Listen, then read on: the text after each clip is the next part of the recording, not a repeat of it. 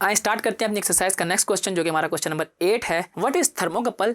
Explain the working of thermocouple by drawing its diagram by sketching curve. Explain the variation in thermoelectric EMF with temperature. आपने इसमें just thermocouple को explain कर देना है। हम इस शॉर्ट क्वेश्चन में जस्ट एक ओवरव्यू देख रहे होंगे कि आपने पेपर में इसको कैसे एक्सप्लेन करना है, और इसका कंप्लीट कॉन्सेप्ट हमने अपनी कंसेप्चुअल वीडियोस में सीखा था कि बेसिकली थर्मोकपल यूज़ होता है हीट एनर्जी को इलेक्ट्रिकल एनर्जी में कन्वर्ट करने के लिए। तो आपने सबसे पहले थर्मोकपल को डिफाइन कर देना है।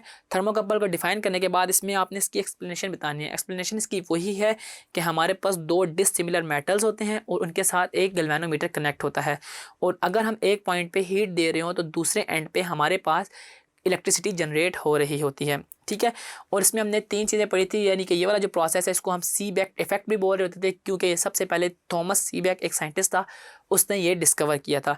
इसके अलावा जो इसके अंदर इंड्यूस्ड ईएमएफ और करंट जनरेट हो रहा था, जिसको हमने थर्मो इलेक्ट्रिक ईएमएफ और थर्मो इलेक्ट्रिक करंट कहा था।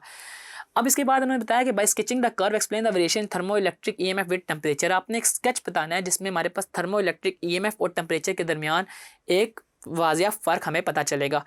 अगर आप इसका स्केच देखें तो हमारे पास इसका जो इंडिपेंडेंट एक्सिस है, यानी कि जो हॉरिजॉन्टल एक्सिस है, उस पर हम टेम्परेचर ले रहे हैं, जबकि हमारे पास डिपेंडेंट एक्सिस पे हम थर्मो इलेक्ट्रिक ईएमएफ ले रहे हैं। और आप देख सकते हैं 32 डिग्री फ़ारेनहाइट, यानी कि जहाँ पे हमारे पास 0 डिग्री सेल्सियस है, तो वहाँ पे हमारे पास थर्मो इलेक्ट्रिक ईएमएफ भी हमारे पास 0 है।